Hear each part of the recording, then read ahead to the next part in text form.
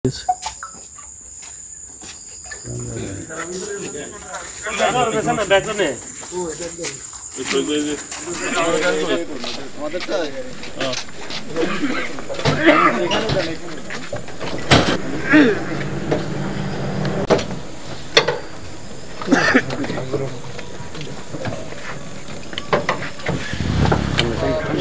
পক্ষ থেকে যে ইউনিট টু সিভিল পাওয়ারের অপারেশন পরিচালনা করা হয় এর অংশ হিসাবে আজ আমরা লক্ষ্মীপুরের সদর আর্মি ক্যাম্প থেকে পালেরহাটে ইউনিয়নে আমরা দুটি অপারেশন পরিচালনা করি আনুমানিক রাত 9টায়।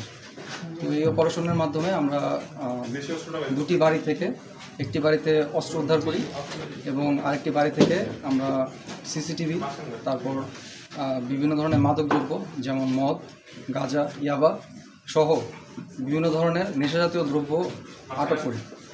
তো এই আটক করার অংশ হিসাবে আমরা এই অপারেশনগুলোর বিভিন্ন মাধ্যম থেকে গুরুত্বপূর্ণ বিভিন্ন সোর্সের মাধ্যমে আমরা গোয়েন্দা তৎপরতার ভিত্তিতে এই অপারেশনটা পরিচালনা করেছি। ফরিদের বাড়ি থেকে আমরা একটি অস্ত্র উদ্ধার করি, দেশীয় অস্ত্র। এটা মূলত এটা .22 একনলা বন্দুক হিসাবে আমরা প্রাথমিকভাবে ধারণা করছি।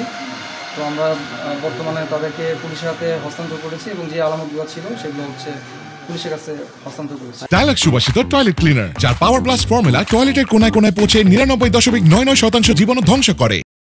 আর বাকি যে আলামতগুলো ছিল সেই আলামতগুলো একটা পুকুর ঘেঁষা একটা বাড়ি থেকে পেয়েছি। আমরা ধারণা করছি ওই বাড়িটা মূলত ওইখান থেকে যত ধরনের নেশাজাতীয় দ্রব্য বিক্রি এবং নেশাজাতীয় দ্রব্য সেবন এই কাজগুলো পরিচালনা করত। আরও সঙ্গী ছিল। আমরা যেহেতু তার পুরা রাস্তাটা সিসিটিভির আওতায় ছিল সেই ব্যক্তির, তো সেজন্য আমরা প্রাথমিকভাবে তাকে ধরতে পারিনি। বাট তার যে আলামতগুলো আমরা সংগ্রহ করেছি এর মাধ্যমে পরবর্তীতে আমরা অপারেশন পরিচালনা করব, যার মাধ্যমে নেক্সট টাইম আমরা ইনশাল্লাহ তাকে ধরতে পারবো। আমরা নিশ্চিত হয়েছি এটা গোয়েন্দা আমাদের কিছু সোর্স আছে, সোর্সদের মাধ্যমে আমরা এটা নিশ্চিত হয়েছি যে এটা তারই অস্ত্র এবং তার বাড়ির থেকেই পাওয়া গেছে এটা অস্ত্র। নগদ আমরা কিছু টাকা পেয়েছি, 1 লাখ সামথিং টাকা আমরা এটাও উদ্ধার করেছি। এই জিনিসগুলো আমরা আগে আমলে নিয়েছিলাম এবং ওর ভিত্তিতে আমরা পরবর্তীতে তার ব্যাপারে খোঁজখবর নেওয়া শুরু করি এবং বিভিন্ন ধরনের গোয়েন্দা মাধ্যমের ভিত্তিতে আমরা তথ্য পাই যে সে এখনও এই কার্যক্রমগুলো চলমান রেখেছে এবং সাধারণ মানুষকে বিভিন্নভাবে ভয়ভীতি দেখাচ্ছে। তো এই মাধ্যমে আমরা খবর পেয়ে আজকে আমরা এই অপারেশনটা পরিচালনা করলাম। এখন বর্তমানে তার মাধ্যমে তার কাছে 14টা মামলা এখন বর্তমানে আছে। সেই মামলাগুলো আমরা তার কাছ থেকে খবর পেয়েছি যে এগুলো জামিনে এসে এখনও বাইরে আছে প্রত্যেকটা মামলায়।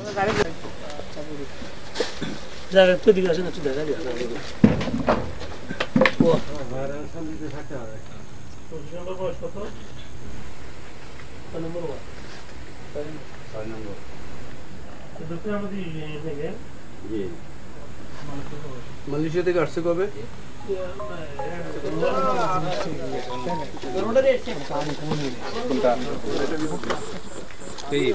ভাই ভিডিও করতেছেন নাকি?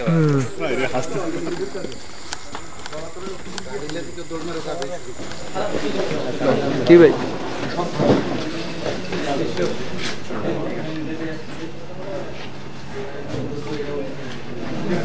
Thank you.